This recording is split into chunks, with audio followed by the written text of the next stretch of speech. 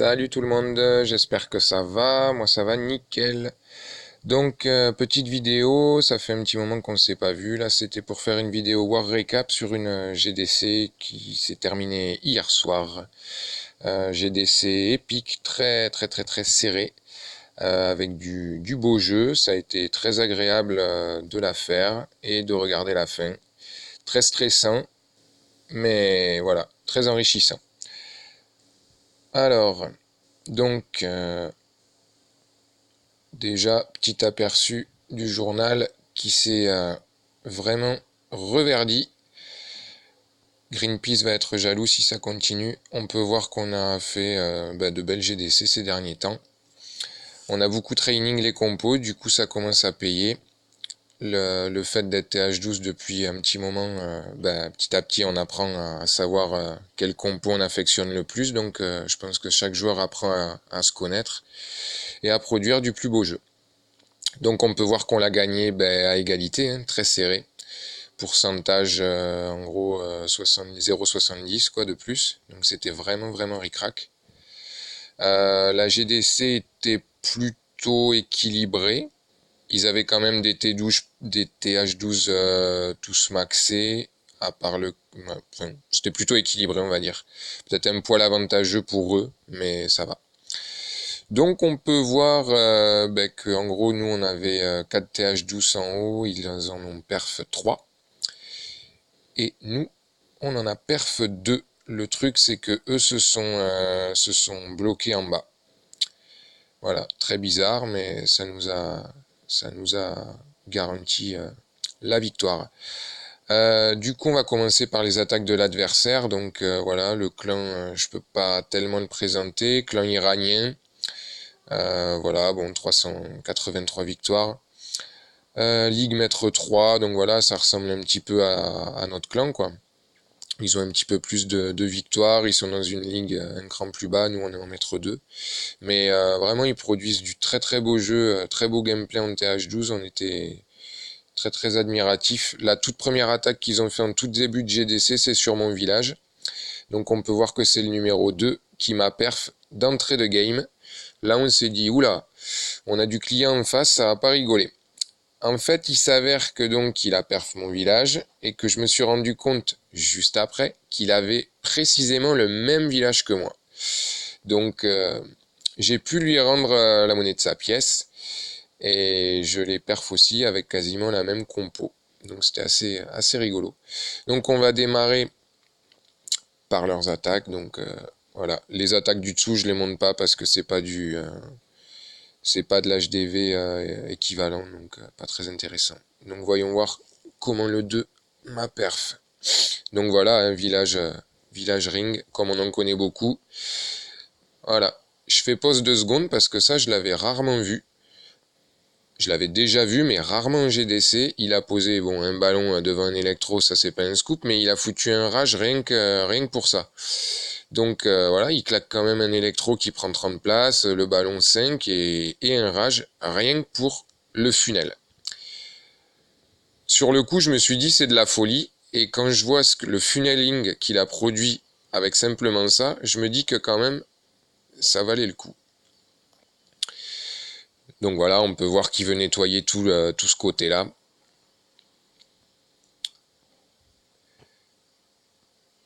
Après, il balance un Ice MPK, 2 sorciers, un ballon, pour nettoyer à 3 heures.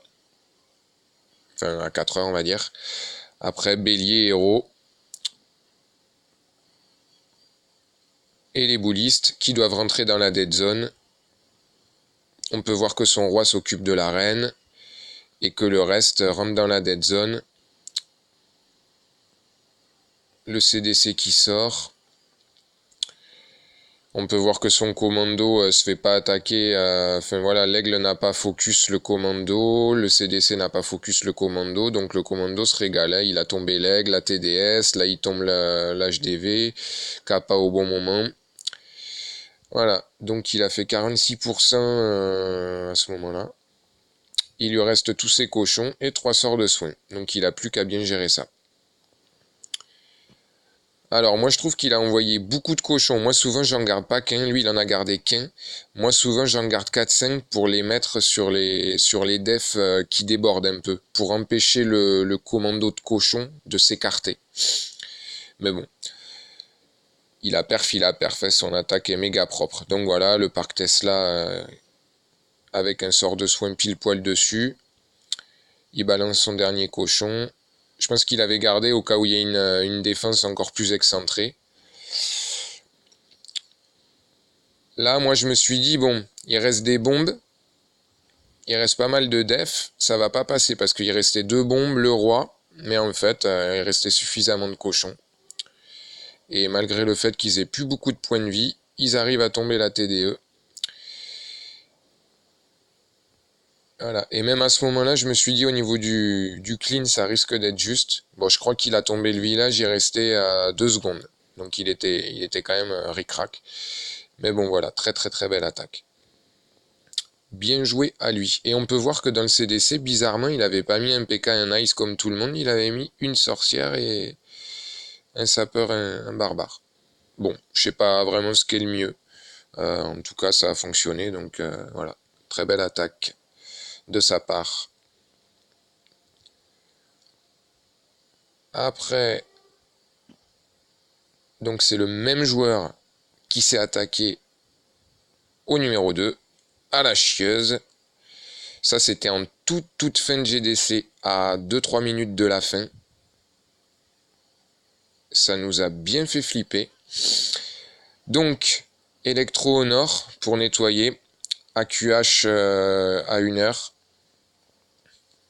Non, à 2 heures. J'ai du mal à parler en horloge, mais il faut que je m'habitue. Voilà, PK Soso au milieu.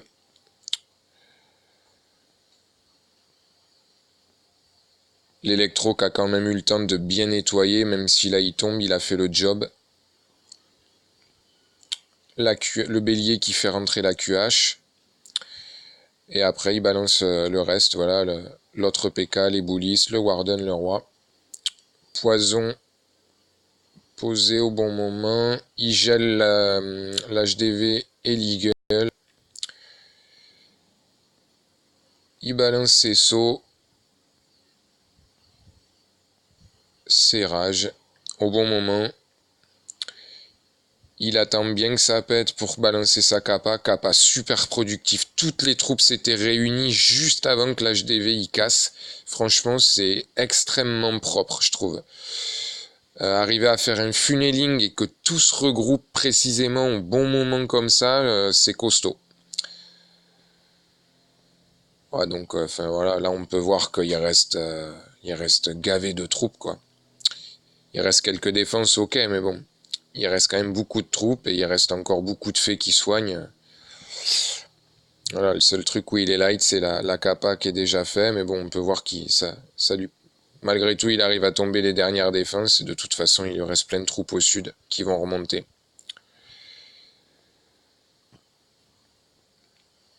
Donc, perf extrêmement large. Voilà, bien joué à lui. Très très bon joueur.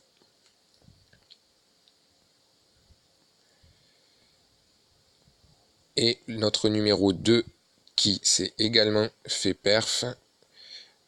Pourtant le Vivi c'était que du one alors pour la chieuse c'était pas du one shot, mais pour moi et pour David Lopin c'était du one shot. Il savait pas où étaient les pièges, les Tesla. Alors sur le Vivi à David, on peut le deviner, c'est un Vivi qui tourne beaucoup en rush et compagnie, donc enfin beaucoup, c'est un Vivi qu'on voit, on peut deviner que voilà, compartiment au nord tout ouvert comme ça, en principe c'est qu'il y a le parc Tesla, les bombes, etc. Mais il fallait quand même arriver à faire ce qu'il a fait, parce qu'il faut aller très très vite, placer une kappa au bon moment. Vous voyez, bélier, roi, reine, PK, ballon pour déminer les fées. Bizarrement, il a mis les fées d'abord. Voilà, là ça tape dur, hein. Il a quand même tout le parc Tesla, l'HDV, les 3 TDE qui tapent, c'est vraiment du costaud. Le CDC qui sort aussi au même moment. Là on se dit c'est foutu, il a tout balancé, il y a tout qui tape dessus, c'est foutu. Enfin, moi personnellement, c'est ce que je me suis dit. Je sais que des membres de mon clan ne voyaient pas le perfect au tout début. Mais au final, la capa est placée au bon endroit. Et puis la capa d'un Warden 40, elle tient longtemps quand même. Moi, il me tarde. Je suis au niveau 36, il me tarde vraiment de l'avoir 40 parce que en termes de temps, c'est vraiment, vraiment très long. Du coup, ça permet de pouvoir placer la capa avant que l'HDV casse si le commando est dans le dur. Et mine de rien, ça aide beaucoup. Bon, après, ce village-là, si on arrive à passer la partie nord et qu'il y a suffisamment de troupes qui tiennent, le sud est plutôt light.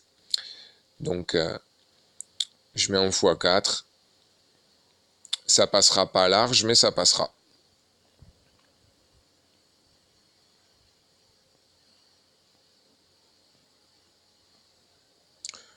Quand même assez large. Donc voilà, GG à lui aussi. Franchement, voilà, sur 4 TH12, ils nous en ont pété 3. 2 en one shot.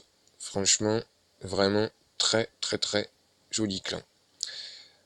Maintenant, passons à nous. Du coup, je voulais présenter le 6 qui a été fait par un petit nouveau de notre clan, un TH11.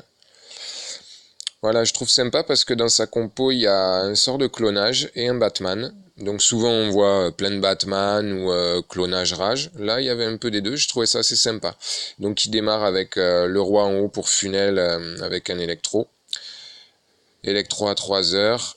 Enfin en gros, il funnel avec roi électro. Et il balance après. C'est un classique des compos électro. Sauf que lui, il garde sa reine.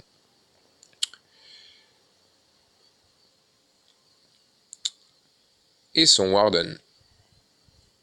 Ah non, il y est, excusez-moi. Je me mélange avec l'autre. Voilà, là il place le rage et regardez, à ce moment-là, sur les ballons qui sont sortis du broyeur, il met son clonage. Et ça fait masse de ballons. La capa pour les troupes qui étaient plus en haut. La reine qui est tombée avec les deux électros qui étaient juste derrière les ballons.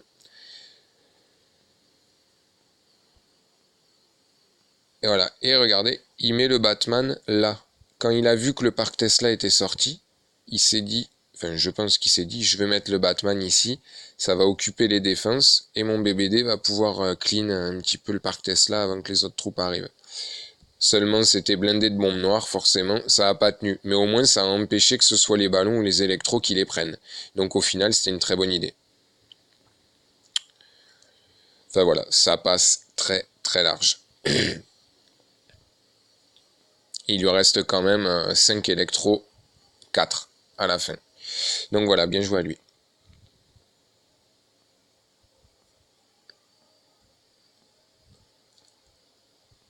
Alors, maintenant, le 4.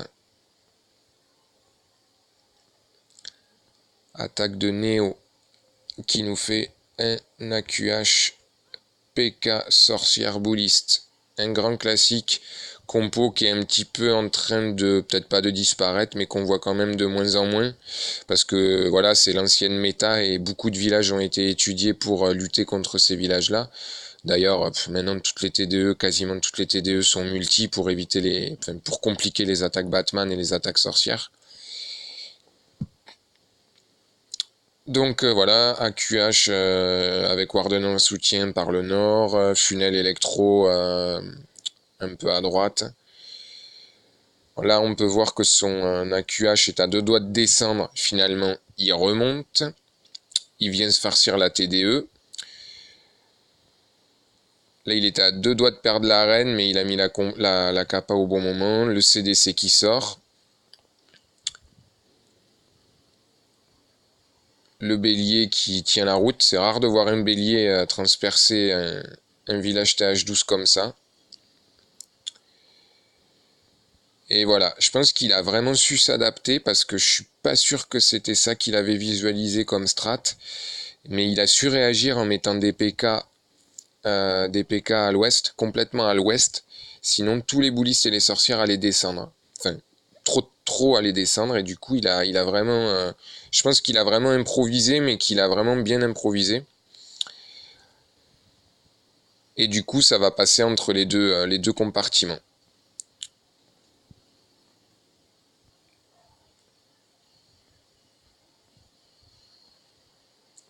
Un dernier rage pour la TDE, ce compartiment. la Kappa qui prend du coup l'arène et la Kappa elle était mortelle parce qu'elle a réussi à soigner 3 groupes de troupes qui partaient dans 3 compartiments différents. Vraiment le timing parfait pour la Kappa. Voilà, son AQH qui tient bon, hein. Les reines, les guéris, il y en a encore 2-3, donc vu que c'est un village avec les defs espacés, la reine tient vraiment le coup, hein. Elle a failli crever 2 ou 3 fois, mais finalement elle s'est toujours fait régénérer par les fées.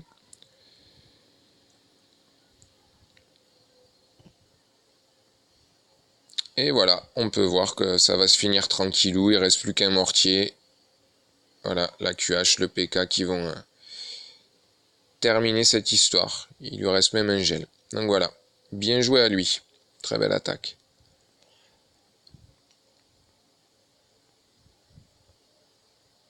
Et du coup, on termine par l'attaque sur Morteza. Morteza, petit coquin qui m'avait perf en tout début de GDC et qui avait perf la chieuse. Donc je me suis fait un malin plaisir de lui rendre l'appareil. Surtout que regardez, il a précisément le même village que moi, sauf que voilà, le CDC, au lieu de l'avoir dans le compartiment, entre les deux dead zones qui sont face sud-ouest, il l'a entre les 2 compartiments face nord-ouest. Et voilà, après les Tesla sont pas au même endroit et j'ai pas tout vérifié. Il y a peut-être un canon ou une TDA qui sont pas situés au même endroit, mais sinon c'est le même Spielblick. Par contre, lui, il a une TDE mono au nord. Donc, vu que c'est mon village, je connais à peu près comment il fallait le prendre. Et je reconnais que j'ai copié son délire avec le rage sur l'électro pour le funneling. J'ai vu qu'il n'y avait pas de bombe, j'ai posé l'électro, j'ai vu qu'il n'y avait pas de bombe. Je me suis dit, bon, allez, j'envoie un rage pour être sûr que le funneling se passe bien. Après, PK sorcier plus haut, bélier pour entrer sur la pointe. Un autre PK. Là, le deuxième PK, je pensais qu'il allait rejoindre le bélier, mais bon, finalement, il est descendu. Et en fait, c'est très bien parce qu'il y avait les Tesla ici, donc c'était très bien. Après, voilà, bélier, roi, reine, bully, warden. Qui sort de saut, malgré que le bélier tienne la route et aurait pu aller jusque-là, parfois le bélier est trop lent. Et le temps qu'il pète tous ses remparts maxés, les troupes se tirent. Donc un sort de saut, des fois, c'est pas plus mal. Le CDC qui sort, donc voilà, poison. Je mets la capa plus tôt parce que je vois qu'il y a trop de troupes qui prennent cher. Et je vois que de toute façon, les troupes ne vont pas rentrer au centre. Donc ils vont pas se prendre la giga Tesla dans la face. Donc je me dis, autant activer la capa maintenant. Et après, voilà, hein, il suffit de balancer les 22 ou 25 cochons, je sais plus combien j'en avais. Ce coup-ci, j'en avais pas gardé parce que j'avais vu que les Tesla étaient toutes sorties, donc je savais qu'il n'y aurait pas de Tesla traître qui pourrait orienter mes cochons, me les écarter en bordure. Donc j'ai pas gardé de cochons, j'ai tout balancé. Je me suis dit au moins sur les soins, les soins pourront être posés clairement sur tout mon groupe de cochons. Voilà, alors après pour les compos cochons, de toute façon, toujours du clean. Moi je prends toujours au moins 3 servis, un gob ou 3-4 servis, il faut toujours ça. Et voilà, il reste plus que la mono une Tesla, il reste quand même plutôt pas mal de cochons.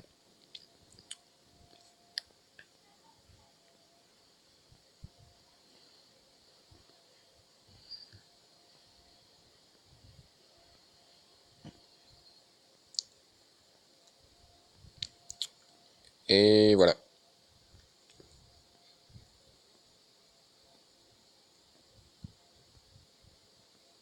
Donc voilà, guerre gagnée, ce qui nous permet de continuer la win streak en cours.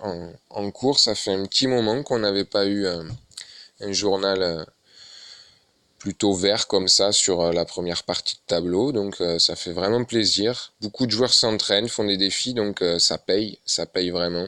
On a eu un poil de chance quand même sur cette GDC, mais le niveau était élevé et c'était vraiment passionnant, très enrichissant, donc bien joué à eux aussi.